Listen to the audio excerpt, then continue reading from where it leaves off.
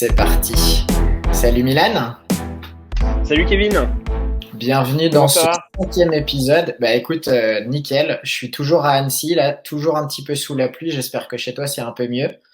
Non, c'est toujours la pluie aussi, donc Bon, à c'est pas grave, Paris. ça Mais, fait quand mais même plaisir attends, de voir. réouverture des bars quand même prochainement, donc je pense qu'il y a quelque chose à faire. On peut le fêter avec cet épisode Ah, c'est clair, c'est clair. D'ailleurs, on aurait dû ramener des bières d'ailleurs. C'est pas grave, on le fera pour le prochain. pour le prochain. Bon, 5e épisode.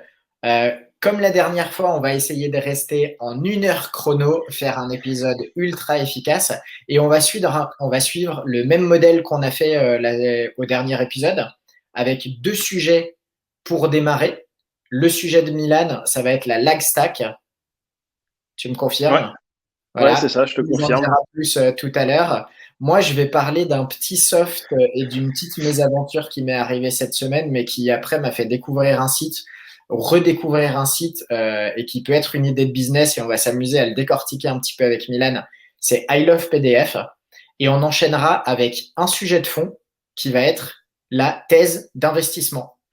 Thèse d'investissement, moi j'en parle souvent sur Dot Market, euh, mais on s'est rendu compte avec Milan qu'il y avait un autre truc qui était super intéressant à étudier, c'est la thèse du makers ou la thèse de création. Donc on va débattre un petit peu là-dessus et on va donner des pistes sur comment créer cette thèse. Mais avant que j'oublie, parce que Milan m'a dit de le rappeler dans l'introduction, Ouais, quand on même. est sur Spotify. Voilà. Voilà. Donc, à partir de maintenant, les épisodes en sonore, ils sont dispos sur Spotify. Tu peux nous retrouver en cherchant No Code and Money. Et si tu veux voir les visuels, parce que pour certains de nos exemples, on va partager quand même notre écran, à ce moment-là, tous les visuels sont sur YouTube. Donc, YouTube, Spotify, on est désormais un petit peu plus visible. Ouais, le mieux, c'est que tu t'abonnes en fait aux deux, comme ça, tu sais que tu vas rien louper. Ça va être le plus simple en fait. C'est ça, exactement. Bon, allez, on Bon, attaque. allez. Lag stack, Milan, c'est quoi la lag stack? Ouais, alors, je voulais t'en parler parce que c'est quelque chose dont moi j'ai déjà parlé en fait dans ma newsletter sur No Code Station et c'était un terme qui m'avait assez marqué, que je trouvais assez marrant, qui a été créé par un mec dont on a déjà parlé, qui s'appelle Jacob Greenfield. C'est le gars qui a créé, on en a déjà parlé, je crois, je sais plus exactement sur quel épisode, mais qui a créé Newsletter Spy et GumSpy. Ouais. Donc c'était assez intéressant. Il a créé le terme de lag stack. Alors le principe de la lag stack, ça fait référence en fait d'un point de vue historique à ce qu'on appelle la Jamstack. Alors peut-être c'est un truc tu en as déjà entendu parler. La Jamstack, le Jam en fait le J c'est le J de JavaScript, le A de API et le M de markup. Ok, ça c'est des technos web qui permettent de créer quasiment n'importe quel site web et qui est énormément utilisé finalement par les développeurs aujourd'hui pour construire leur site internet et enfin leur application plus largement, pas qu'un site internet, mais leur application. Et, euh, et c'est assez marrant, là, il proposait, Jacob Greenfield, le concept de lag stack. Donc, lag, qui veut dire en fait le L de landing page, le A de Airtable et le G de Gumroad. Alors Mhm. Gumroad Gumroad hein, pour ceux qui savent pas, c'est un comment le définir? C'est une plateforme qui te permet de monétiser. Distribuer tes produits J'avoue que numériques. je ne saurais pas comment. Ouais, de monétiser ton contenu. Tu le présenterais comment en fait pour le coup? Je Ouais, sais une pas si tu peux me plateforme montrer, mais pour distribuer de manière gratuite ou payante, lancement, pré-lancement ou evergreen, tes produits numériques. ouais, c'est ça. Donc en fait, ce qui est assez intéressant finalement avec Gumroad, c'est que tu n'as plus besoin de setup toute la partie paiement, même si Mm. ça se fait de plus en plus facilement finalement avec des technos comme Stripe. Là, sur Gumroad, tu te fais une page ou qui présente ton produit. Tiens, Mm. je veux vendre en fait les meilleurs tutoriels sur, j'en sais rien, je vais prendre ce que moi je fais, tu vois, les GitHub. meilleurs tutoriels Webflow, paf, et tu vends cette base de connaissances et en fait, tu as directement le prix qui est affiché, la possibilité d'acheter et tout. Donc, bon, c'est un outil qui est pas mal. En plus, ils sont très très communautaires. Ça avait été hyper Mm. intéressant sur Twitter dernièrement. Ils ont proposé une sorte de crowdfunding, enfin que les utilisateurs puissent investir chez eux directement. Et ça, j'avais trouvé 50 que $. ouais, j'avais trouvé ça plutôt assez fair de leur part et plutôt très très smart parce que finalement ça ne fait que renforcer la communauté. Donc ça, j'ai trouvé que c'était intéressant. Et pour revenir donc à la lag stack, il y avait aussi un autre terme, alors pour le coup qui est moins imprononçable, mais qui commence à être de plus en plus présent, en tout cas que je vois assez sur Twitter, qui est le terme de AWZ, le A de Airtable, le W de Webflow et le Z de Zapier. Le Zapier qui permet d'automatiser. De mon point de vue, je dirais pas AWZ, je dirais AWI, puisque moi je suis plus Integromat que Zapier. Donc c'est là que je pense les développeurs et nos codeurs vont commencer un peu à batailler. Mais globalement, je trouvais que c'était assez intéressant pour plusieurs raisons. Alors, tout ce qui est à côté, on va dire, lag stack, je le voyais plus finalement. Alors oui, c'est vrai que je n'ai pas rappelé ce que c'était qu'une stack, mais une stack, c'est une suite d'outils qui permettent de construire un projet web. Et donc une suite d'outils et de technos qui permettent de faire ça. Et en fait, finalement, la lag stack, la manière dont c'était présenté, c'est vraiment une stack qui est tournée vers la monétisation à fond. Okay. Puisque là, il y a Gumroad à la fin. Donc là, l'idée, c'est d'aller vendre quelque chose, en fait. Ouais. Donc, c'est quelque chose qui se passe, qui est plutôt assez efficace dessus. Alors que toute la partie, on va dire, plus AWZ, j'irais plus la rapprocher finalement de ce qu'on connaît de la Jamstack. C'est une stack qui peut amener de la monétisation, mais pas nécessairement.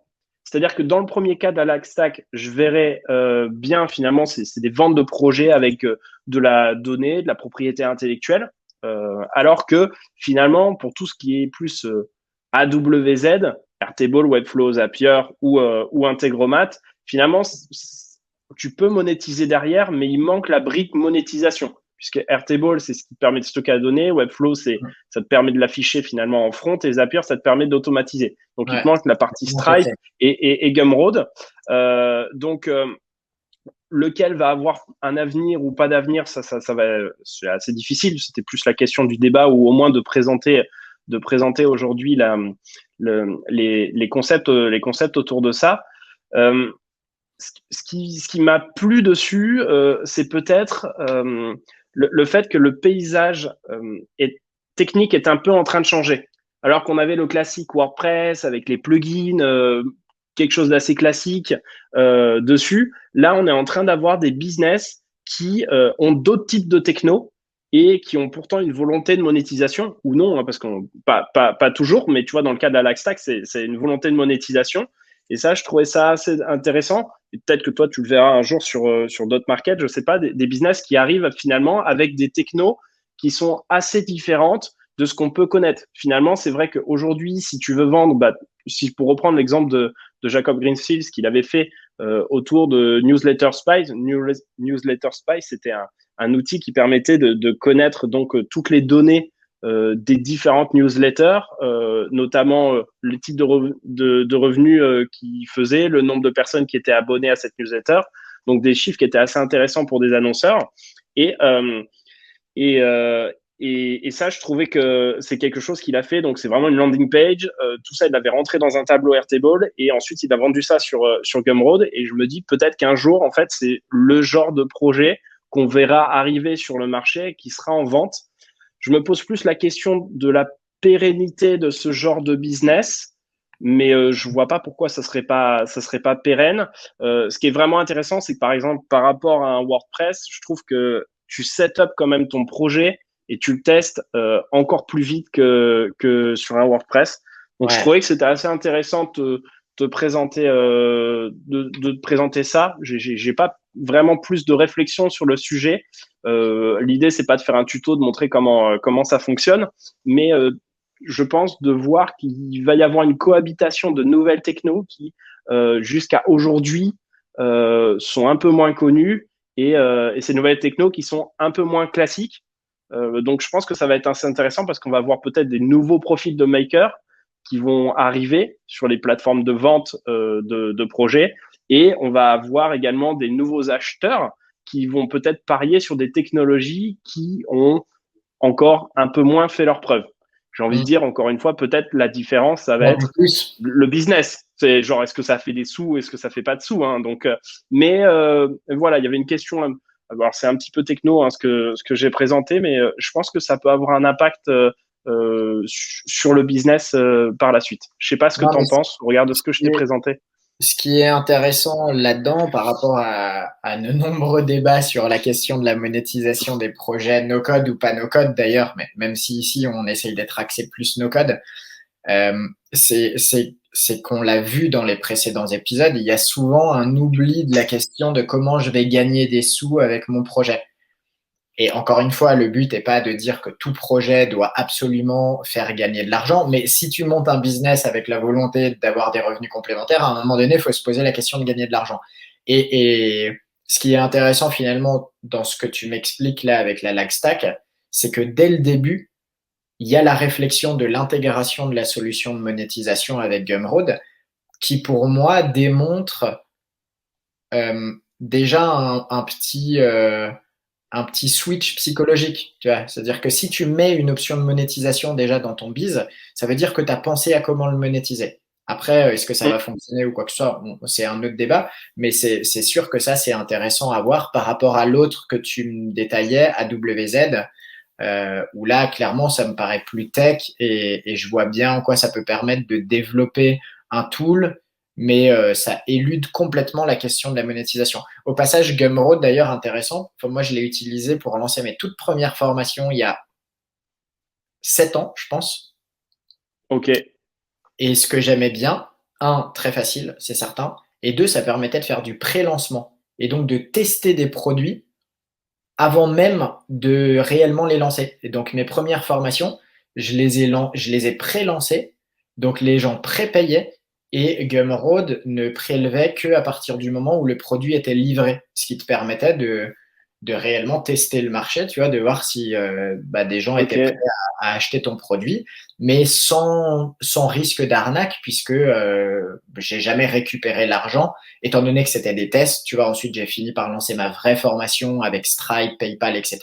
Mais ça m'a permis de prévendre quelques formations, de me dire, OK, il y a des gens qui peuvent être intéressés, pas trop sur celle-là, plus sur celle-là, j'annule tout et je bascule sur une vraie formation. Donc, c'est intéressant aussi de lancer un produit en ayant accès à ce type d'outils qui est pas forcément évident, tu vois, comment tu fais prépayer les gens. Et aussi, tu l'as dit, la communauté, aujourd'hui, il y a des makers qui sont spécialisés sur le lancement de produits sur les communautés Gumroad, connectés à Product Hunt et ainsi de suite. Jacob en fait partie. Mm. Donc, ouais, non, cool de voir un vocabulaire finalement qui intègre la notion du money sur Ouais. le no-code initial, quoi. Et alors, pourquoi t'étais passé ensuite sur un site directement avec Stripe et PayPal? Parce que moi, je sais qu'il y a un gros débat visiblement autour de Gumroad et des frais en fait qui sont, semble-t-il, très élevés. C'est ça qui t'a fait passer ou c'est que la techno était plus en accord avec et c'était plus assez efficace par rapport à ce que toi tu voulais délivrer dans tes formations? Non, je pense honnêtement que à l'époque, je suivais en parallèle des formations sur du lancement de formation et tu vois, j'avais découvert Gumroad, je peux plus te dire comment, mais j'avais trouvé bien l'idée pour tester. Et après, quand j'ai construit mon tunnel de vente, bah finalement, je suis reparti sur les technologies basiques qui m'étaient recommandées par les formations que je suivais pour créer mon tunnel de vente, tout simplement. Ok, d'accord, ça marche.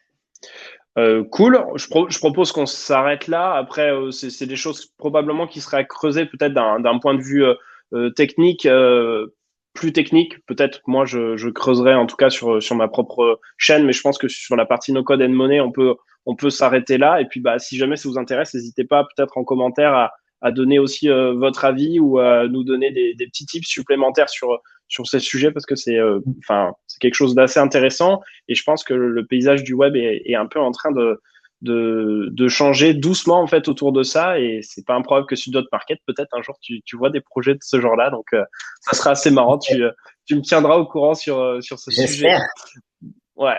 Bon, allez, j'espère. deuxième sujet. Ouais, bah, Deuxième juste avant sujet, ça, c'était le tien. Ouais, juste avant ça, j'ai envie de faire, c'est que c'est un truc qui fait super plaisir, c'est que plus on sort d'épisodes, et on est que au cinquième, hein, mais ouais. ça fait plusieurs fois que justement pendant mon taf sur Dot Market, je suis amené à parler à des acheteurs ou des vendeurs de business, principalement d'ailleurs des acheteurs, qui découvrent notre market via No Code and Money.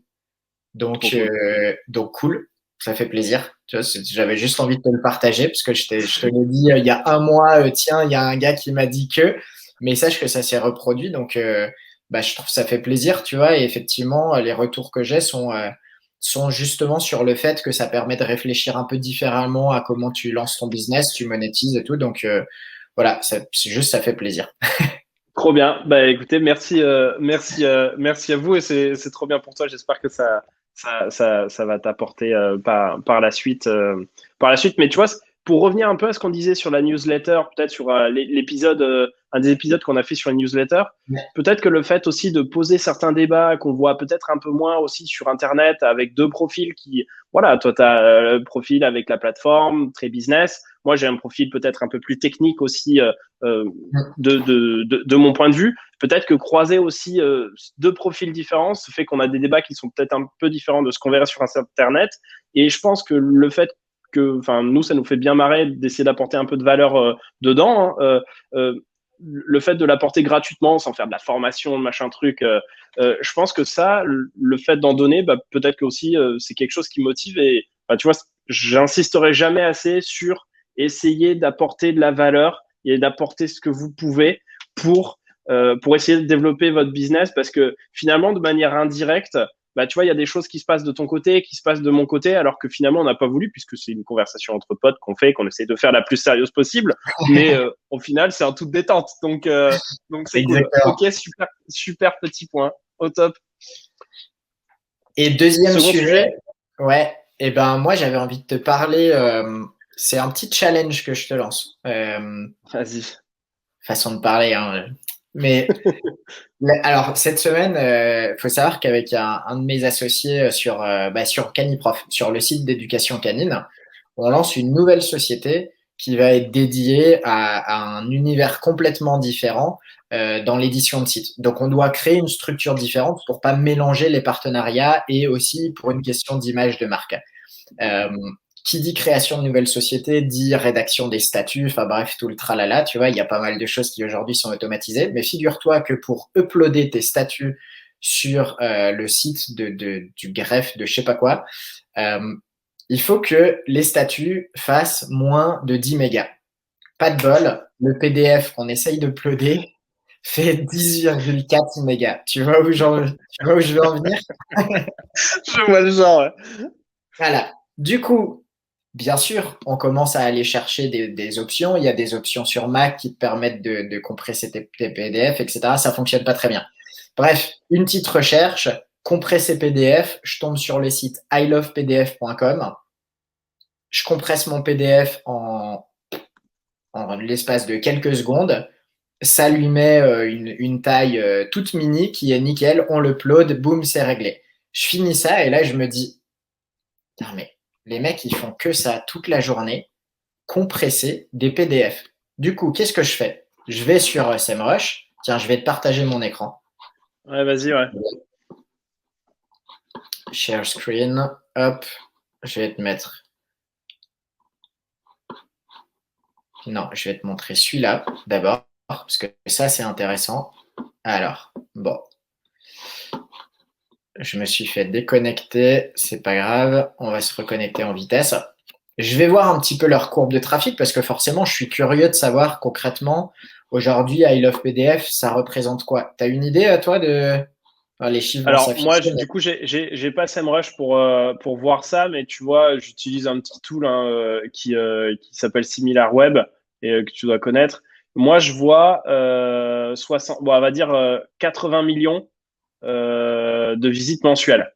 La réalité, c'est que je pense parfois il faut diviser par trois en fait ce que tu vois sur, enfin de ce que j'ai remarqué, tu dois diviser souvent par trois le trafic en réalité en fait. Mais je sais pas en si tout j'ai tort cas, ou non. c'est T'as combien? énorme.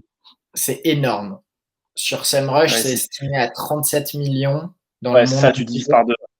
Voilà. Et surtout, si tu regardes les mots-clés, alors, il y a la remarque. Et vraiment, aujourd'hui, ils ont une marque. Donc ça, on pourrait faire un débat sur l'importance de créer ta marque. Moi, je me suis rendu compte, par exemple, qu'il y avait 390 recherches par mois sur Dotmarket maintenant, tu vois. Bah, sur No Code Station, il y a également des recherches. Il y en a 50 par mois sur No Code Station, juste sur la marque en elle-même. Oui, Je pensais pas, j'ai vu ça l'autre jour. Et du coup, c'est délire. Et je pense que effectivement, c'est peut-être pas le sujet là, mais je pense que oui, non, l'intérêt mais de en tout monter cas, une il marque, y a un enfin, petit truc à c'est retenir, clair. Ah c'est ouais. de booster ta marque. Parce que nous, Dotmarket, il y a plus de recherches sur Dotmarket que sur vendre un site internet, hein, pour te dire. Euh, euh, et donc, si on regarde un petit peu les mots-clés sur lesquels ils rankent, ce qui est intéressant, c'est de voir que, bien entendu, ils ont leur marque. Et donc, I Love PDF, aujourd'hui, il y a vraiment un branding. Mais ensuite, concrètement, ils n'ont pas une blinde de mots-clés, tu vois, c'est quand même très orienté, bien entendu, autour du service principal qu'ils proposent, c'est-à-dire compresser des PDF. Et en fait, Ouais, si mais la tu vas requête vouloir, compressée des PDF, elle doit être fat, non? eh ben, exactement. Attends, je vais essayer de te la montrer. Tu vois, on est sur fusionner PDF, il y a 200 000, convertir PDF en Word, 135 000, Euh, PDF to Word. Alors après, il y a tous les compressés PDF, 368 000. Ils sont que deuxième. Bref, où est-ce que je voulais en venir? Je vais vous enlever ça. Attends, juste sur le truc, c'est-à-dire que là, tu n'as mis que les requêtes françaises, puisqu'à Love PDF, en fait, ils sont également en Exactement. anglais. Ça fait exploser de Exactement. ouf. C'est la deuxième partie de mon analyse. Je suis allé voir le sitemap de I Love PDF. Mm. Le sitemap, c'est là où tu peux voir toute la structure des URL existantes sur le site. Pour essayer de comprendre un petit peu concrètement aujourd'hui, est-ce qu'ils ont une stratégie SEO, tu vois, à la Canva par exemple, qui a des super Ouais. études de cas d'ailleurs sur leur stratégie SEO avec des landing pages sur tous les trucs. Non, I Love PDF, il y a j'ai pas pu les compter parce que leur sitemap, il est un peu dégueulasse visuellement, mais t'as pas un paquet de pages, t'as une page par service, et il doit y avoir à peu près une dizaine ou une douzaine de services existants, et ensuite, ça existe dans toutes les langues. Ok, donc ils sont dans 160 langues, en fait, globalement. Franchement, j'ai pas été voir s'il y en a 160, mais je peux te dire que le sitemap, il est long, long, long, et que concrètement, c'est les mêmes URL qui se répètent, Ah mais ouais, en c'est différentes fou. langues. Moi, je Ok. vois ça, je pense, comment est-ce qu'on monte un I Love PDF en no-code et en monétisation? Forcément. Alors, en vrai, c'est pas quelque chose d'infaisable. La réalité, c'est que je pense que ça demande, ça demande un petit peu de dev. Tu peux pas tout faire en no-code, je pense. La réalité, c'est qu'en fait, finalement, des algos de compression de PDF, ils sont tous, enfin, de ce que j'avais, parce que j'avais déjà regardé hein, ce genre de business aussi. Il y en a déjà pas mal hein, finalement qui sont en open source et que tu peux trouver sur GitHub. Donc tu peux largement réutiliser en fait du code qui est déjà là. C'est pas d'une difficulté non plus extrême. La réalité en fait de pourquoi à la limite je serais peut-être un peu plus mitigé pour lancer ce genre de projet, c'est que je me dis que pour ranker, ça a l'air chaud, chaud, chaud en fait. Parce que finalement, ils font que de la croissance organique et je pense pas qu'il y a beaucoup de paid en fait dessus. C'est vraiment compresser PDF. Enfin, c'est ça. T'as besoin parce que l'administration en fait te saoule parce que t'as 4 mégas en trop et globalement, faut que tu tombes à 10. Et en fait, bah, c'est vrai que sur ton ordinateur, t'as pas forcément le bon truc qui va bien, etc. Et en fait, ils répondent à une problématique qui est hyper simple. Et je crois que tu as un autre site que moi j'avais déjà utilisé qui s'appelle Conversio. Tu vois, c'est un peu la même chose. Et puis, en fait, il y a plein d'autres acteurs qui sont sur ce sujet-là. Tout ce qui est en fait reformatage, donc compression ou formatage pour passer d'un format à un autre, j'avais vu un truc qui était dingue aussi, genre sur des requêtes qui étaient absolument abusées. C'est genre YouTube to MP3. Genre, il y a Ouais. un gars ou genre YouTube to MP3. Dans mes souvenirs, pareil, hein, sur un outil hein, comme SimilarWeb, c'était un truc du genre, il faisait 100 000 recherches, 100 000 recherches par mois, en fait, sur ça. Et là, par contre, ça devient effectivement intéressant puisque la monétisation d'un site comme ça, Mhm. c'est finalement que de la publicité que tu affiches autour. Alors moi, je me demande à quel point effectivement ça vaut vraiment le coup parce que ça demande quand même, du coup, quand tu commences à avoir 100 millions de visiteurs par mois, globalement, il faut quand même que tes serveurs ils tiennent un peu la charge, surtout Ouais. si tu fais du son ou de la vidéo. D'autant plus que quand même YouTube ou MP3, on le répétera, mais c'est un peu illégal en plus de ça. Donc, visiblement, tu n'as sûrement pas pignon sur rue en plus de ça sur ta société puisque tu fais un truc qui est un petit peu illégal. Je pense que je me demande si avec les ad blockers, ça n'a pas fait mal. Pour le coup, ce genre de service. Je sais pas, mais en tout cas, tu vois, moi, ce que j'aime bien là-dedans, et d'ailleurs, tu m'en as mis un autre dans la liste, et c'est vrai que je Ah l'avais ouais, c'est dit, vrai. brandbird.app, qui te permet tout simplement de reformater tes images pour qu'elles soient mieux partageables sur Twitter. Et en fait, tu vois, on a toujours ce débat de qu'est-ce que tu crées comme projet, comment tu le monétises. Là, il y a une vraie question sur la monétisation. Mais ce qui est intéressant là-dedans, c'est que, un, c'est evergreen, c'est un problème qui sera là tout le temps. Donc, Mm. en termes de réflexion stratégique, c'est très intelligent. Ce qui est très intelligent aussi, c'est que ça peut fonctionner 100% avec du SEO. C'est-à-dire que oui, c'est un travail d'aller te référencer sur compresser un PDF ou quoi que ce soit, mais aujourd'hui, I Love PDF, c'est un site de 15 pages traduit dans je ne sais combien de langues, dont le seul focus doit être la partie SEO, justement, et de la technique, bien entendu, pour peut-être développer d'autres outils liés au PDF. Mais il y a vraiment un focus qui a été fait sur ça. Et moi, ce que ça m'inspire, c'est que finalement, des fois, tu n'as pas besoin d'aller chercher très loin ton projet. Ça peut être simplement résoudre un problème et te spécialiser là-dessus. Et tu vois, ce qu'un mec comme Jacob fait, et on aura dans une autre émission un débat sur, parce qu'on parle souvent de Jacob, parce qu'il fait beaucoup de choses, et on a commencé à avoir le débat sur à quel moment tu fais trop de choses, mais ça, c'est un Ouais. teasing pour le prochain épisode. Prochain. Ce qui est intéressant, c'est qu'il y a des projets où réellement tu peux créer une structure avec une réponse à une problématique et t'as pas besoin d'essayer d'en faire un business ultra compliqué, quoi. Et ça, je pense, tu me corriges, Milan, si tu penses autrement, hein, mais je pense que le no-code, ça aide justement aussi à créer ces petites solutions qui vont répondre à un problème très précis. Moi, dans mon approche, c'est ce qu'on appelait les sites de niche. Tu sais, c'est faire Ouais. quel est le meilleur produit, par exemple. Et fut un temps, tu pouvais créer des monosites, enfin des sites de 5 pages sur quelle est la meilleure lampe, euh, quelle est la meilleure lampe.fr, et puis tu mettais une page avec un guide sur quelle est la meilleure lampe à acheter, quoi, tu vois. Là, ça me rappelle un petit peu la même chose, sauf que ça répond à une vraie problématique. Donc, il y a moins de risque SEO que ça se fasse dégommer, puisque ça répond réellement à l'intérêt et à l'intention de l'utilisateur, alors que le site qui renvoie vers Amazon, voilà. Euh, et techniquement, ben, ça m'intéresse d'avoir ton feedback, tu vois, sur, alors, je sais pas, tu vas peut-être pas me dire comment recréer celui-ci, mais un Twitter brand ou des outils comme ça, je pense qu'il y a des choses à étudier de sites comme ça où ça répond à un problème et après tu travailles le SEO et la monétisation qui est souvent de la publicité parce que quand tu as beaucoup de trafic, bah, c'est en général, sauf si tu as une idée premium.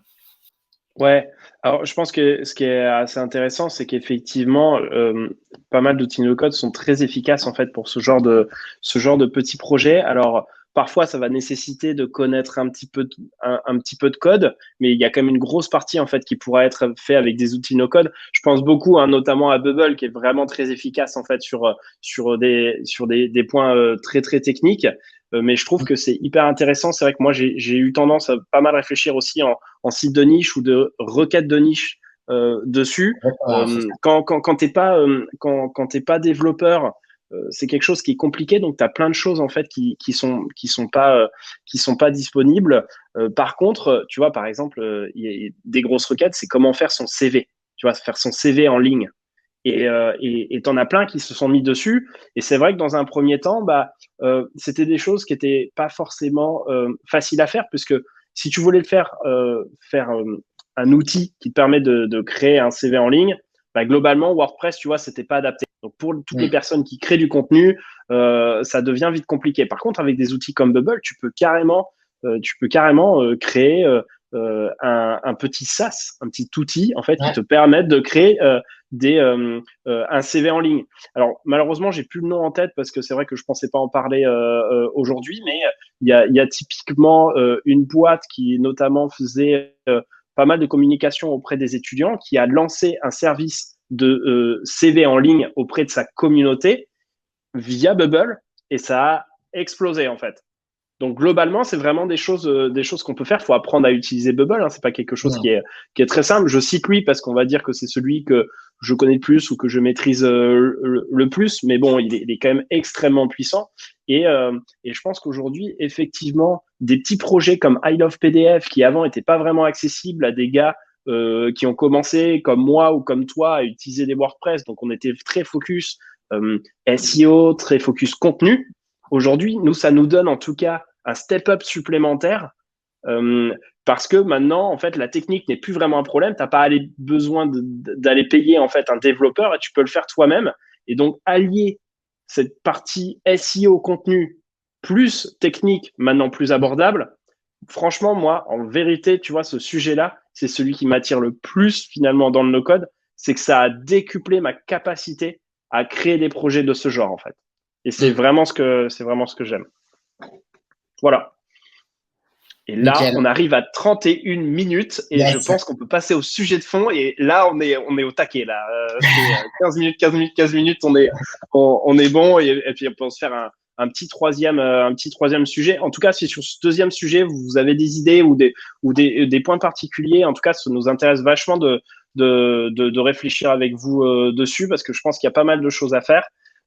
Et je pense qu'on n'a pas fini finalement de parler un peu de ces petits projets qu'on trouve qui sont assez malins, qui sont au confluent du no-code, du SEO, de la requête de niche. Je pense qu'on n'a pas fini d'en parler sur No Code and Money parce que bah, globalement, c'est quand même deux grosses P que Kevin et moi, on a et je pense que vous n'avez pas fini d'en entendre parler. Et ça nous amène au troisième sujet qui était quand même un sujet qui était plutôt porté par toi à la base et qui était vachement intéressant qui était celui de la thèse d'investissement. J'imagine que tu as dû traiter ça dans ta newsletter sur Dotmarket dans un des épisodes, pour le coup. Et l'idée, c'était également de parler de quelque chose qu'on entend très très peu, mais qui va concerner les makers, qui est celle de la thèse de la création. Et peut-être dans un premier temps, l'idée, c'est que tu puisses présenter peut-être ce que c'est qu'une thèse d'investissement sur un projet. Ouais, bah écoute, ouais, c'est vrai que c'est un sujet, bah forcément, moi je suis amené à aborder quasiment au quotidien avec les partenaires et les clients d'Hotmarket. Euh, c'est un sujet que j'ai abordé dans une formation que j'ai tournée pour Live Mentor il n'y a pas très longtemps. C'est un sujet que j'ai abordé effectivement dans la newsletter et c'est un sujet auquel moi-même j'ai été confronté 2 fois ces 3 derniers mois à des moments où j'ai hésité à racheter un site et où il a fallu que je me pose la question. Et la première fois, je me suis planté. Tu vois, j'ai pas respecté ma thèse d'investissement, justement. La deuxième fois, je l'ai fait. Edouard, mon associé, m'a bien rappelé à l'ordre pour me dire qu'il fallait y faire attention.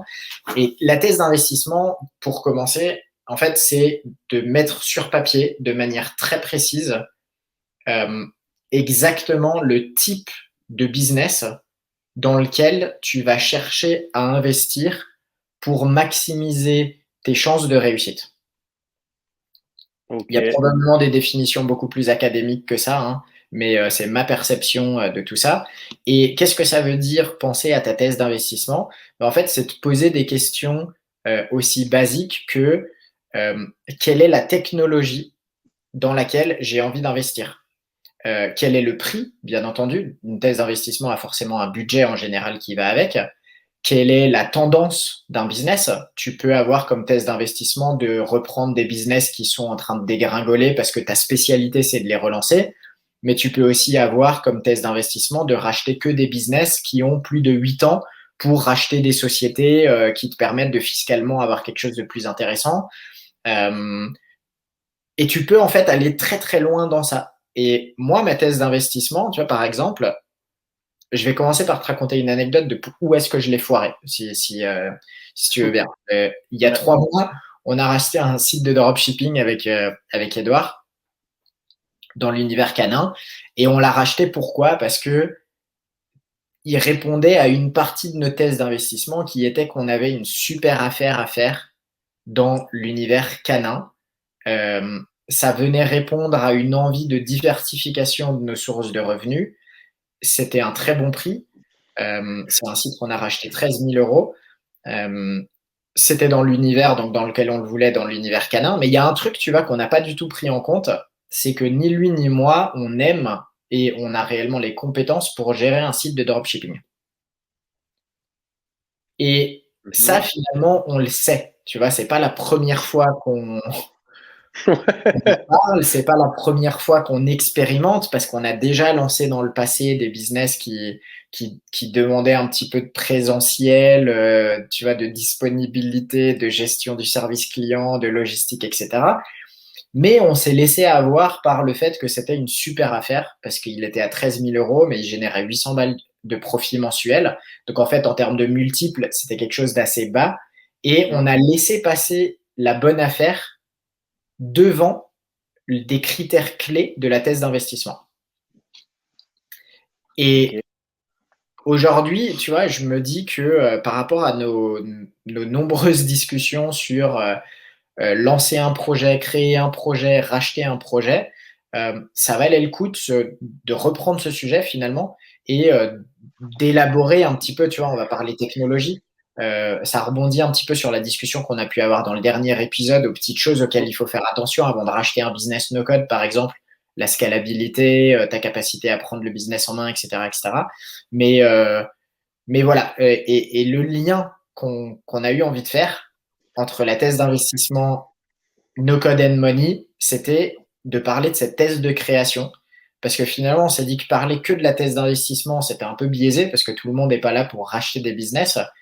Par contre, beaucoup d'entre vous sont probablement là pour créer leur propre business et se rendre compte qu'il y a des choses assez similaires dans les pensées qu'il faut avoir, les projets dans lesquels il faut se lancer pour optimiser aussi la pérennité et les chances de succès de ce projet. Carrément. Je pense que ton point de vue, c'est vrai que toi, tu as sûrement finalement une thèse d'investissement qui est plus forte, qui est plus forte que la mienne, puisque moi, j'ai très peu investi finalement, et l'investissement que j'ai fait, c'était surtout l'investissement en moi, où je me disais, bah, finalement, c'est peut-être pour contrebalancer ou aller directement dans le sujet, finalement, moi, ma thèse était plus sur de la thèse de création. Qu'est-ce que j'ai envie de créer et potentiellement de revendre à la fin. Ça, c'était, je ne sais pas si ça peut être une thèse d'investissement, en tout cas, c'est une thèse de création, une thèse de création de business. Et, et c'est vrai que je suis finalement pas encore passé de l'autre côté sur avoir une thèse d'investissement parce que tu arrives avec des sous et que tu es capable, en fait, finalement, de pouvoir racheter et de remettre en place et de faire grossir d'autres sites. Moi, c'est vrai que j'aime bien comme je crois que c'est les Américains qui disent partir de 0 to 1, tu vois. Ça, c'est mon truc. C'est là où je suis probablement le meilleur. Et puis, vu que j'aime la technique, probablement que c'est aussi ce qui est bon. Mais effectivement, et c'est un peu la discussion qu'on avait en off avant, c'est que cette thèse de création, elle est malheureusement trop peu business. Elle est souvent liée à une thèse, cette thèse de création, c'est souvent assez geek. Tiens, j'aime bien cet outil, je vais essayer de voir si je peux le faire. Et le projet, en fait, s'arrête là. Et en fait, c'est vrai que cette discussion sur cette thèse de création, c'est quelque chose que je trouve vraiment passionnant.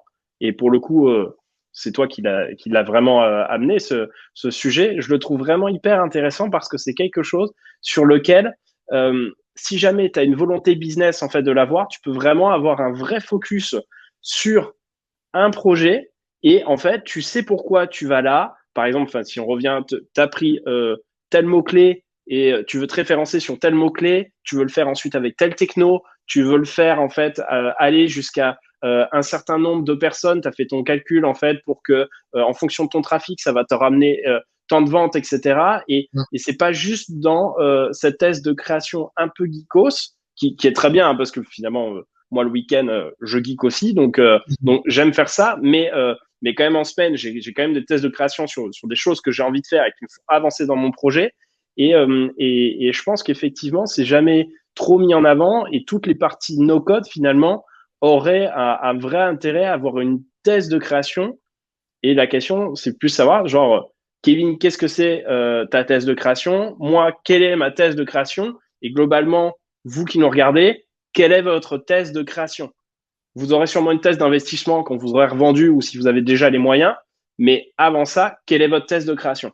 Et je pense Ouais. que ça, c'est des super bonnes bases pour démarrer un projet. Et je trouve qu'on n'entend pas parler, tu vois. Bah, si tu Et je veux, trouve on que ça, c'est essaye hyper intéressant. de l'élaborer. Je sais pas si on arrivera à Ouais, faire une thèse de création, mais ce que je peux faire, parce que moi j'ai ma thèse d'investissement, j'ai sous les yeux d'ailleurs la liste des questions que je me pose quand c'est intéressant de j'investis. la connaître, ouais, vas-y. Ouais, Je peux te les donner ouais, et ensuite on fait le même exercice et on essaye de réfléchir ensemble à quelle carrément. serait la thèse de création, quelle serait ta thèse de création par rapport à tous ces points. Mm, carrément. Exercice en live, il nous reste 20 Ouais, en minutes live. pour le faire, donc c'est nickel. Alors, il y a 1, 2, 3, 4, 5, il y a 9 questions. Mm, 9 questions que moi je me pose. Il peut y en avoir d'autres, mais je te donne les 9 clés que je me pose quand je suis amené à racheter un business. La première, bien entendu, c'est là où les niches dans lesquelles j'ai réellement envie d'investir. Aujourd'hui, moi, je suis dans 2 thématiques précises. Euh, J'essaye au maximum de ne pas me laisser distraire par des thématiques dans lesquelles je suis pas déjà impliqué parce que bah, ça va pas créer un effet boule de neige, quoi. J'ai plus à gagner aujourd'hui en termes de rentabilité de mes investissements à continuer à investir dans ces domaines plutôt que d'en développer un troisième où il va falloir tout refaire en termes de partenariat. Donc ça, premier point. Deuxième point, le modèle économique. Ma spécialité, c'est l'affiliation. Par conséquent, j'investis plus, puisque je l'ai fait avec le site de dropshipping. Je vais plus investir dans des business de e-commerce ou de dropshipping, par exemple, parce que ça rentre pas du tout dans ma notion de monétisation passive. La monétisation passive, par contre, ça peut m'ouvrir les portes d'un business comme la publicité, le lead generation, voire éventuellement un SaaS. Ça peut. Mais vient du coup la troisième question qui est la technologie utilisée. Moi, je suis bien à l'aise sur WordPress. Toi, tu auras tes lag stacks ou tes stacks avec lesquels tu es bien à l'aise. Aujourd'hui, tu me donnes autre chose qu'un WordPress. Il risque d'y avoir de la friction sur mon degré d'expertise. Donc, pour reprendre l'exemple du SaaS, ça pourrait correspondre d'un point de vue business, thématique, etc. Mais si je me sens pas capable de reprendre la technologie, je vais passer mon tour parce que ça risque d'être un gros frein à ma capacité à avoir de la pérennité sur ce business. mhm. Quatrième question que je me pose, c'est les sources de trafic. Ma spécialité, c'est le référencement. Je vais donc pas investir dans un business qui compte sur du social media, de l'emailing, de la publicité, des influenceurs ou autres sources de trafic. Il faut que j'investisse dans un business où je vais pouvoir utiliser mes compétences actuelles. Cinquième, du coup, bah, c'est justement les compétences actuelles. Euh, alors ça fait pas vrai, ça devrait presque être en intro de ta thèse d'investissement, c'est faire le point réellement sur quelles sont tes compétences actuelles. Là, je l'ai un Ouais, petit peu élaboré. Pour moi, c'est affiliation et SEO qui crée mon cœur de métier, on va dire, et mon cœur de thèse d'investissement. Par conséquent, maintenant que je sais que c'est ça, je vais pas investir dans des business qui requièrent des compétences que je n'ai pas. Next mm, question, je peux me poser la question des compétences à acquérir. Ça, c'est important de le faire parce que notamment pour quelqu'un qui démarre dans le digital ou dans une boîte, euh, ben, c'est pas parce que tu n'as pas les compétences aujourd'hui que tu peux pas les acquérir. C'est encore plus vrai, je pense, dans la partie création. Enfin, tu nous le diras tout à l'heure, mm, mais il faut pas se fermer toutes les portes. Donc, par exemple, moi, dans mes compétences à acquérir, j'ai le social ads, le fait de faire de la publicité. Par contre, vu que c'est une compétence que je n'ai pas, je vais pas privilégier un business qui repose sur une compétence à acquérir. Mais je vais pas complètement fermer la porte au rachat d'un business qui mêlerait un peu les deux. mm. Je suis Ok. assez clair. Mm, mm. OK.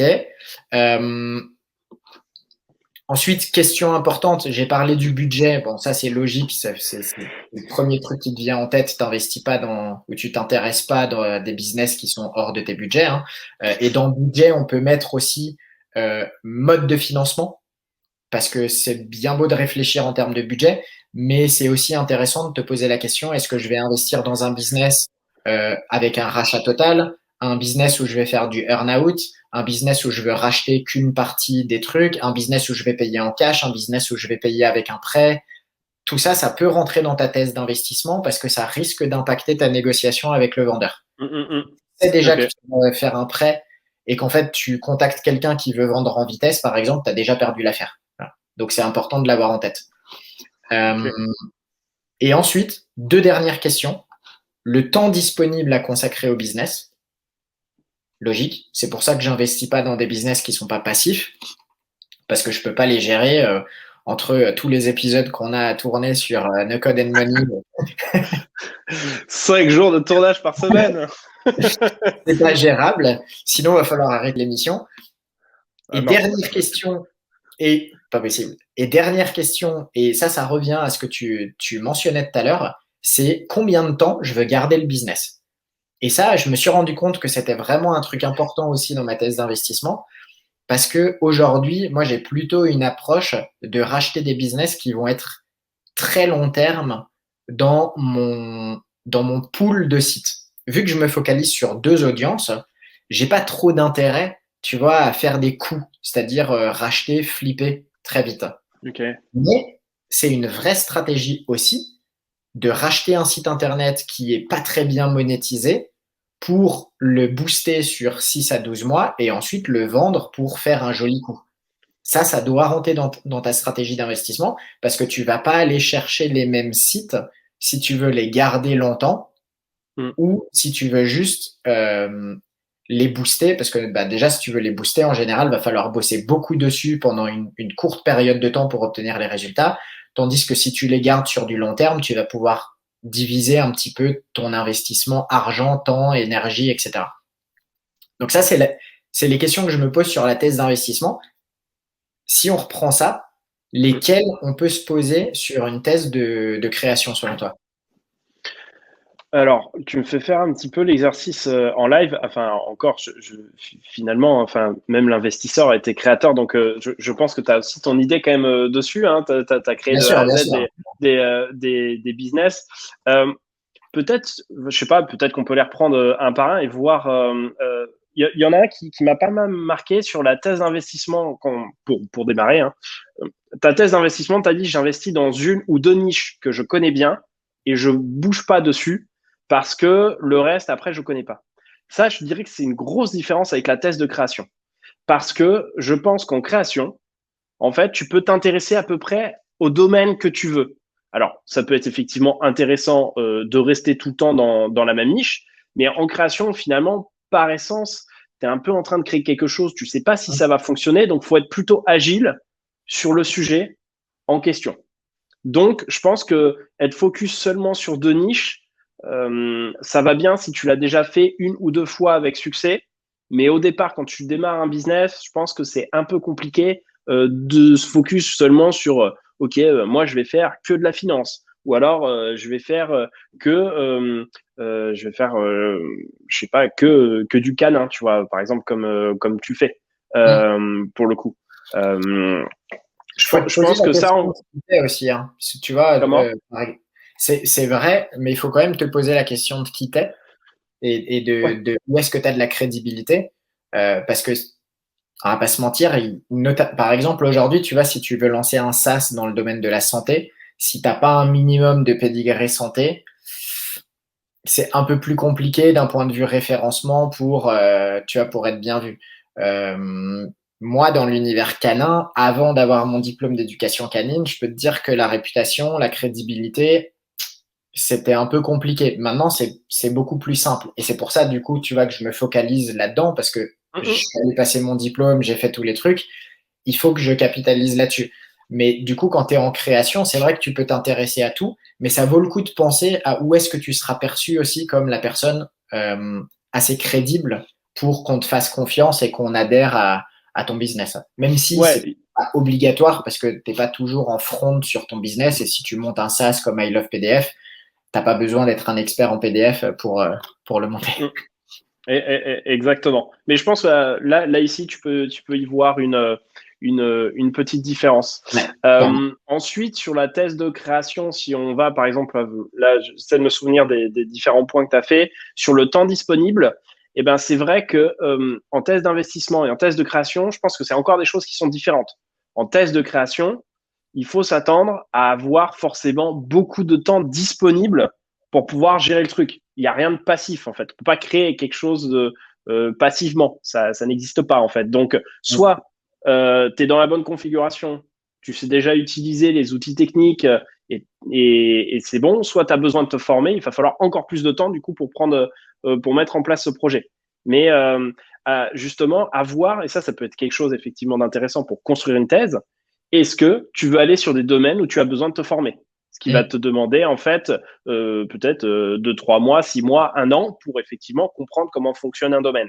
exactement. Ça, c'est quelque chose aussi. Mais ça peut être aussi, selon moi, c'est une vraie thèse parce que c'est fort. Parce que ça veut dire que si tu as besoin de te former sur un domaine, notamment si tu as besoin de te former longtemps, ça veut dire que tu as une sorte d'unfair advantage à un moment donné, à partir du moment où tu es formé, parce que certes, tu y as pris plus de temps, mais par contre, ça veut dire que toutes les personnes qui vont vouloir rentrer sur le marché vont devoir être formées. Typiquement, si tu veux aujourd'hui donner des conseils financiers et que tu n'as pas, en fait, je crois qu'il faut une autorisation, en fait, une autorisation, enfin, juridique, je peux pas rentrer vraiment dans les détails, mais de conseils en gestion de patrimoine, si tu n'as pas ça, eh ben, globalement, tu auras beau vouloir faire un site internet sur les conseils de gestion de patrimoine, je pense qu'à un moment donné, tu vas être un peu bloqué et tu n'auras pas de crédibilité. Et pour passer ce diplôme-là, c'est quelque chose qui va forcément te demander de l'investissement et du temps. Donc, par conséquent, déjà, tu peux exclure I Love PDF, clairement. Ça demande juste d'être un peu technique, mais globalement, plus ou moins, tout le monde peut le refaire. Gestion de patrimoine, bah, en fait, tu peux sûrement le faire, mais ça va te prendre du temps. Donc, je pense que déjà, c'est aussi des choses qu'il faut bien voir dans cette thèse d'investissement. Il y a une question que tu peux te poser là-dessus, et d'ailleurs, elle pourrait être dans la thèse d'investissement aussi.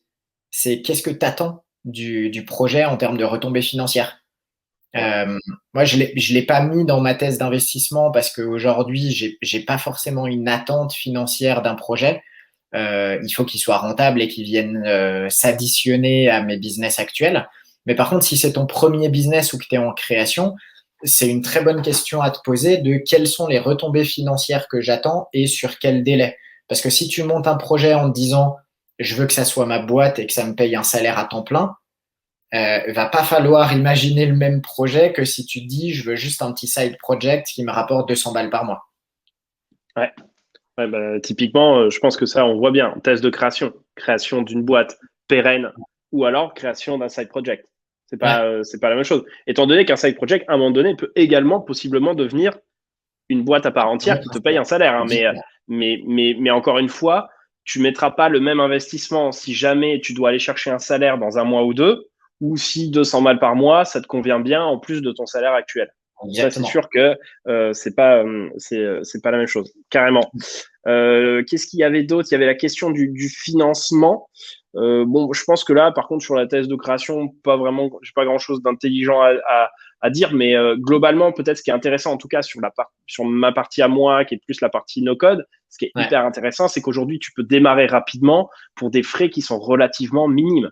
En gros, aujourd'hui, tu peux démarrer vraiment un projet qui a de la gueule pour 100 ou 200 balles par mois, grand maximum, 100 ou 200 balles même par an.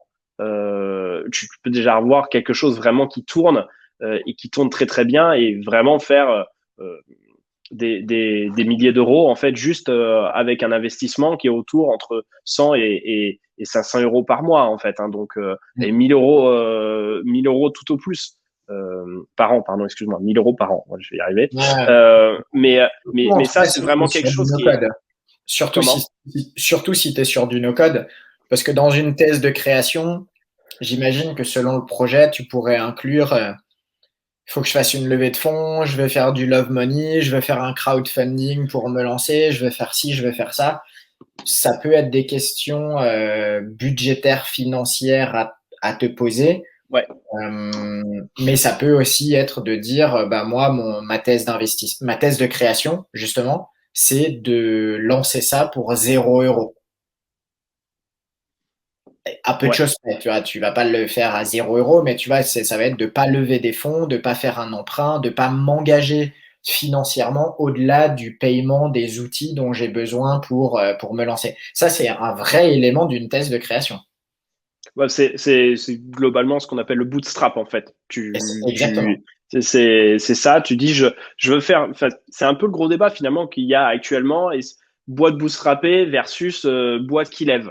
Ouais. J'ai pas vraiment d'avis dessus. Il y en a certains qui jouent un peu les mecs tranchés en fait sur nous on est des boîtes bootstrappées, c'est super face aux méchants capitalistes qui lèvent de l'argent. Je pense qu'il y a des dimensions de boîte et Ouais. et des intérêts qui sont pas les mêmes. Si tu as une boîte bootstrappée, bah c'est super et c'est très bien. Moi, dans mon cas, j'ai fait que des boîtes bootstrappées, j'ai pas levé d'argent. Mm. Mais ceux qui lèvent de l'argent en fait pour faire des gros projets par la suite et en plus qui marchent bien, finalement, il y en a très peu qui marchent bien sur les levées de fonds. Hein, c'est quand même ça la réalité. C'est aussi très cool. Je pense que effectivement, ça dépend du projet. Tu peux aussi effectivement, en fonction de tes contacts, etc., te dire que tu vas démarrer un projet plus ou moins par une levée de fonds parce que c'est exactement ce qui convient au projet. Mm. Donc Exactement. ça peut être quelque chose. Je pense que là, par contre, il peut y avoir vraiment quelque chose d'assez tranché. Tu vois, moi, dans mon cas, c'est vrai que possiblement, je n'exclus pas un jour de lever des fonds sur un projet parce que je pense que c'est quelque chose qui, qui peut faire partie de la vie d'une boîte et sur lequel tu apprends pas mal de choses et en plus de ça, qui peut vraiment servir la boîte à grossir. Mais la réalité, c'est que dans un premier temps, j'ai pas forcément les compétences financières pour le faire et ni les besoins, par exemple, de recruter un développeur ou de recruter un sales qui fait quelque chose, puisque dans mon cas, je me débrouille autrement. Donc, euh, ça peut être aussi, tu vois, un moment où tu te dis, bah moi j'ai plutôt le profil financier, du coup lever des fonds, ça va être assez facile pour moi parce que je maîtrise bien le tableau Excel et que je vais pouvoir tout mettre dans les bonnes cases. Mais par contre, je connais pas le reste, donc il va falloir que j'embauche du monde. Il y a des gens, ils ont des skills pour ça, ils savent faire. Moi, c'est pas forcément ce que j'ai. Toi, je sais pas ce qu'il en est, mais je pense que là-dessus, il y a deux choses qui peuvent être assez tranchées en fonction du profil de la personne et de quitter au départ. Je pense que ça répond à la question de la partie compétences. Toi, tes compétences, par exemple, ça va être le no-code et SEO. Ouais. Tu sais que tu as en toi déjà la capacité à utiliser une techno no-code et à la faire ranker via le référencement. Et moi, bah, je vais plutôt avoir une thèse de création qui va être référencement et affiliation. Tous mes business ont démarré sur une base de référencement, pas market en l'occurrence, mais c'est un projet un petit peu différent. Mais tous les autres projets que j'ai créés de zéro, c'était l'idée de partir de quelque chose qui pourrait être référencé, étant donné que ma compétence clé, c'est le référencement. Après, encore une fois, je pense qu'une thèse de création, autant, alors je vais plutôt le prendre à l'inverse, autant je pense qu'une thèse d'investissement, il faut vraiment s'y tenir sur la durée, parce que ça, c'est très important, autant une thèse de création, c'est possiblement des choses qui peuvent Ouais, clairement. évoluer. C'est-à-dire que bah, au Clairement. début, finalement, quand tu n'as pas de moyens, c'est ton premier projet, bah, tu as une thèse de création qui est plutôt, on va dire, essayer de faire les trucs les plus minimes possibles, les plus bootstrap parce que c'est plus important. Mm. Et puis, bah, quand tu as un peu roulé ta bosse en tant qu'entrepreneur et tu as déjà fait 3-4 projets, potentiellement tu en as revendu, bah là, tu as acquis des compétences que tu pouvais Exactement. pas avoir en tant que first-time entrepreneur.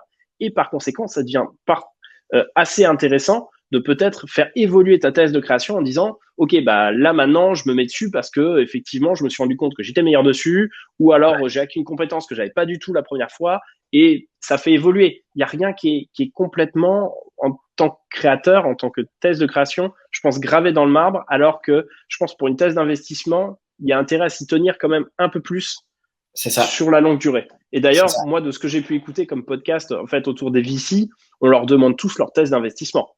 Et Mm. quand tu es VC et que toi-même, tu as levé de l'argent pour aller le placer en fait dans des startups ou autres, globalement, il vaut mieux que ta thèse d'investissement, ça soit pas juste un truc que tu te sois raconté autour d'une bière et qui est capable de durer 2 mois. C'est plutôt sur du long terme, 10, 15, 20 ans, 30 ans, t'es focus sur un sujet. Je pense que ça, c'est important et c'est la vraie différence peut-être avec aussi thèse de création versus thèse d'investissement. Clairement. Je crois que tu as presque fait le tour. Il en manquait une ou deux, je sais pas, je sais plus après. Modèle économique, comment tu vas gagner de l'argent? Tu peux y Ouais, réfléchir alors aux création, je pense. ça, modèle économique, la réalité c'est enfin là on en parle finalement pas mal aussi dans No Code and Money, hein, tous les deux. Je pense que là il faut tester pas mal de trucs, mais moi par exemple, moi mon modèle économique finalement plus basé sur du SEO que des ads, parce que finalement l'ad c'est quelque chose sur lequel j'ai pas investi aujourd'hui, donc j'ai une thèse d'investissement de création qui va plutôt être je vais me baser sur une requête qui a l'air intéressante. Je vais essayer de monter dessus et potentiellement, effectivement, avec tous les business qui vont dessus, donc la création de contenu, l'affiliation, donc ça marche bien. Mais tu pourrais te dire aussi, bon je suis très très fort en ads. Du coup, typiquement, si tu fais du dropshipping, si tu maîtrises bien les ads, tu as quand même plus intérêt à jouer avec ça que plutôt jouer avec. Du coup. Comment? Ça, c'est ta source de trafic, mais ton modèle économique, comment tu vas gagner de l'argent? Moi, par exemple, c'est l'affiliation. Ça commence toujours par de l'affiliation. Toi, sur ta thèse de création aujourd'hui, tes business, tu réfléchis quoi en priorité? Moi, c'est beaucoup de leads. Moi, je considère qu'en fait, le contenu que je crée doit être assez intéressant pour amener du lead. Et globalement, c'est ce que j'ai fait sur mes autres projets et qui fonctionne. C'est que je joue en fait sur un branding de la marque, sur du contenu que je crée pour générer en fait du lead dessus. Et c'est ce qui c'est un modèle économique qui au final est un peu compliqué parce que tu peux pas tracer une courbe ou mettre dans ton tableau Excel que tu commences day one et que tu vas faire tant de sous à un moment donné. C'est un des modèles économiques, en tout cas, qui, par contre, fonctionne bien sur le long terme. La difficulté, c'est en fait de tenir sur le long terme. Ce genre de business-là, c'est pour l'avoir fait, en fait, auparavant et avoir vu qu'il fallait tenir, en fait, plusieurs mois, voire plusieurs années pour que ça porte ses fruits, qu'aujourd'hui, j'essaye de répliquer des modèles qui sont comme ça. Mais c'est vrai que c'est des choses qui sont plus dures à aborder et si t'as pas un peu les reins solides ou un peu d'expérience dessus, c'est pas toujours évident parce que tenir sur la durée, c'est pas facile. Quand tu es en création, c'est sûr qu'il faut te poser les questions. Quand tu es en investissement, en rachat, le business tourne déjà, donc tu peux voir qu'est-ce qui pourrait être fait, mais tu peux amplement décider de garder juste l'existant et de jamais t'encombrer à mettre un e-commerce, par exemple, sur un site d'affiliation si tu n'as pas envie de gérer du e-commerce. Quand tu es en création, ça vaut le coup de te poser la question quand même, tu vois, le temps à consacrer, par exemple, si tu veux à terme, parce que dans tous les cas, il te faudra du temps, mais si tu veux à terme avoir quelque chose de passif, ça vaut le coup quand même de te dire que ton business e-commerce sera très probablement pas aussi passif que si tu fais du lead generation, de la vente de e-book, un SaaS ou de la publicité ou de l'affiliation. Donc ça peut quand même, je pense, à mon sens, c'est quand même un truc important à te poser. Moi, j'ai jamais créé, par exemple, de e-commerce, parce que j'ai toujours eu comme thèse de création de faire un business, de faire un site internet qui soit monétisé via de l'affiliation, quoi. D'ailleurs, j'ai même jamais créé un site avec l'objectif de le monétiser via de la publicité, parce que l'approche de ranking sur des keywords à forte intention commerciale n'est pas compatible avec l'approche de monétisation via de la publicité où il faut beaucoup plus de visites sur le site. Moi, c'est vrai qu'en thèse de création, j'étais pas forcément dessus parce que je pense que je dois avoir peut-être un esprit un peu geek. Et c'est vrai que ce qui me plaisait bien, c'était d'essayer plein de choses différentes. Et du coup, moi, j'ai fait du e-commerce, j'ai fait du média, et ça m'a permis de voir vraiment plein de sujets très divers, les difficultés et comment est-ce que tu peux créer ça en fait de A à Z. Et je pense que, en tout cas, dans mes premiers business, j'avais vraiment une volonté d'essayer de voir le plus de choses possible pour essayer de recentrer par la suite mes intérêts et surtout de voir d'un point de vue technique en fait mes possibilités et les choses que je ne pouvais pas faire moi-même en fait. Donc Bah, je pense que moi je l'ai plus vu finalement au début. Enfin moi j'aimais le code donc du coup c'était une passion pour ça et je suis au business finalement après alors que finalement pour toi ça a été un peu différent, c'est plus des opportunités en fait que tu as vu, tu dis comment je peux faire ça, tu as été tout de suite plus business que moi au final sur tes sujets. Bah, c'est probablement aussi, surtout que vu que ça a fonctionné très vite sur le modèle SEO affiliation, ça m'a probablement aussi mis des œillères sur d'autres modèles, hein. Faut pas se mentir, tu vois. Si j'avais commencé avec du e-commerce, aujourd'hui, je serais probablement plus à l'aise avec du e-commerce ou du dropshipping. Si j'avais mis les mains dans le code à l'époque, peut-être que j'aurais créé plus de business en code. Mais vu que bah, j'ai découvert ce business-là par l'affiliation et le référencement, euh, ouais, bah ça te forge en fait et ça te crée un chemin. Et ensuite, soit tu fais le choix d'en sortir pour aller tester d'autres trucs et peut-être trouver mieux, soit tu fais le choix comme moi finalement de pousser à fond dans cette thématique. Et après, j'ai fini par créer d'autres trucs, dont Dotmarket, mais il m'aura fallu longtemps pour commencer à explorer d'autres possibilités en termes de création. Ok. Bon, écoute, je pense que le débat pourrait continuer assez longtemps, mais je pense qu'on a pas mal posé les bases et enfin les bases, en tout cas ce que nous on voyait sur ça. 1h06, je sais pas Pas mal. si tu avais envie de rajouter des trucs. Je pense qu'on est plutôt pas mal sur ces sujets. En vrai, j'ai trouvé ça hyper intéressant parce que je t'avoue que la thèse de création, finalement, en tant que maker, tu te la poses tout le temps. Enfin, en fait, c'est quelque chose qui est tout le temps présent, mais tu te poses jamais dessus, vraiment, pour savoir en fait ce que tu vas faire et finalement écrire, je sais pas, tes 9 points, tes 8 points, tes 10 points sur Mm. quelles sont mes thèses de création. Et peut-être qu'au final, il y a aussi des business qui partent peut-être un petit peu en live ou qui n'ont pas de sens en particulier puisque ta thèse de création de business, elle n'est pas là. Donc finalement, moi, ce que je retiendrai de notre conversation, c'est de me prendre un papier et un crayon et d'essayer de me faire cette liste sur qu'est-ce que je veux faire comme type de boîte Mm. et où est-ce que je veux aller et peut-être essayer de tenir ces points-là pour essayer de donner du sens au Ouais. business en question. Et Je pense. probablement, ça te permettra enfin, à toi qui nous regarde et qui l'a créé, euh, de garder le projet aussi plus longtemps parce que il y a un point qu'on n'a pas revu et on va pas repartir dessus, mais c'est combien de temps tu veux garder le business. Mais en vrai, tu vois, on avait ce débat en tout début de combien de temps tu crées ton projet no code. Est-ce que tu le revends tout de suite? Est-ce que tu le gardes sur la durée? Euh, Bah, quelque part, si tu te poses la question dès le début aussi, je pense que une vraie adaptation de ta stratégie parce que en quelque sorte, tu sauras plus vite si c'est une réussite ou un échec. Tu vois ce que je veux dire? C'est, Ouais, après, je pense que par contre, enfin, moi, ma théorie ou ma thèse de création dessus et qui fonctionne, c'est va vite sur tes projets. Il faut vite que tu vois si ça échoue ou exactement, non, en fait. Si exactement. jamais c'est pour glander pendant 2 ans et faire genre, t'as un Non, ça projet, sert à rien. en vrai, ça sert à rien et c'est une catastrophe. Au pire, si ton projet, il échoue, enfin, moi, c'est ce que je me dis, si mon projet ne marche pas, il faut que j'ai appris quelque chose. Et j'ai une Ouais. liste des choses que j'ai envie d'apprendre sur mon projet et que je pourrais soit réutiliser, que je pourrais, en fait, réutiliser sur Ah, un autre projet et bah ça, j'aurais tu peux quelque le mettre chose dans en ta thèse, tiré. hein. Ouais, bah typiquement, voilà, je veux faire des Peu importe projets si sur le lesquels projet j'apprends des trucs. foire ou réussit, qu'est-ce que j'ai envie d'apprendre sur ce projet? Mais Étant donné combien quand j'ai même que envie l'idée, c'est de... de réussir le projet à la fin quand même. Bien sûr, bien sûr. Mais tu vois, on parlait de Jacob au tout début, et encore une fois, c'est pas le débat aujourd'hui, on l'aura une prochaine fois.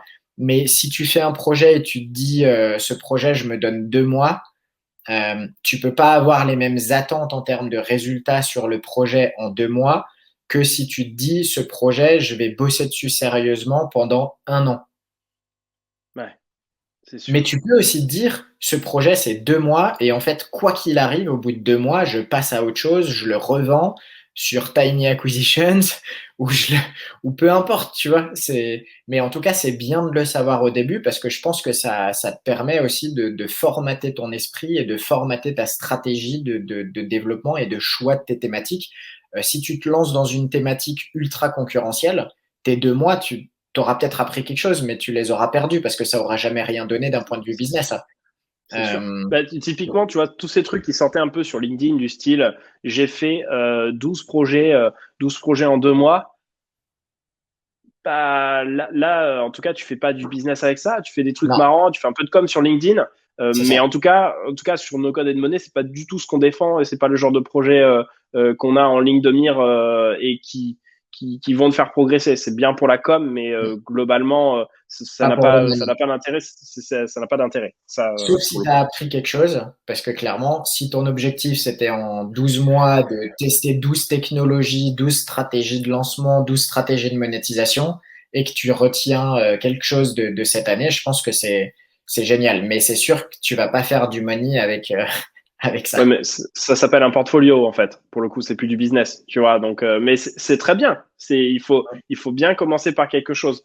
Mais notamment, je pense que si t'es un peu plus jeune et que t'as pas encore lancé de boîte, plutôt une bonne idée d'aller dessus. Je suis plus mitigé sur ceux qui ont déjà monté plusieurs fois des boîtes et qui se mettent un peu sur ça.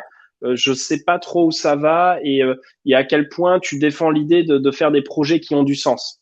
Pour le coup, parce que effectivement, la plupart du temps, qu'on en débatte dans l'épisode 6, parce que moi j'ai plein d'observations là-dessus et franchement, ça me ferait kiffer qu'on débatte là-dessus et ça pourrait être une vraie question. On pourrait nous dire d'ailleurs si ça vous intéresse qu'on en parle, hein, un petit teasing. Mais on est à 1h11, je pense que c'est pas mal du tout. On va s'arrêter, t'as raison. C'est toi l'expert de la petite conclusion. Qu'est-ce qu'il faut pas qu'on oublie de dire avant de partir? Eh ben, écoutez, merci de nous avoir suivis. Qu'est-ce que je vais vous dire de plus? Je vais vous dire surtout, en fait, que, comme d'habitude, un petit pouce, un petit like pour nous donner un peu de force. Un commentaire, c'est bien, on en a de plus en plus sur nos vidéos. N'hésitez pas à nous envoyer des petits mails où vous avez aussi nos LinkedIn qui sont présents dans le commentaire YouTube, donc vous pouvez y aller et on y répond sans aucun problème. Et puis ça nous donne aussi des idées par la suite de sujets. S'il y a des sujets que vous voulez traiter, n'hésitez pas à nous dire. Comme on vous l'a dit au début, on est également sur Spotify, donc allez vous abonner. Si vous voulez écouter No Code and Money dans la voiture, en partant en long week-end ou en vacances, c'est aussi cool. N'hésitez pas à partager également parce que ça nous aide aussi à continuer, donc ça c'est top. Et puis sinon j'ai juste envie de vous souhaiter une très belle semaine. J'espère que vous aurez appris des trucs. Je vous souhaite une bonne journée ou une bonne soirée en fonction du moment où vous regardez ça. Kevin, je te dis à dans 2 semaines. Yes. Et sinon à très bientôt. Allez, à plus, bye bye. Yes. Ciao.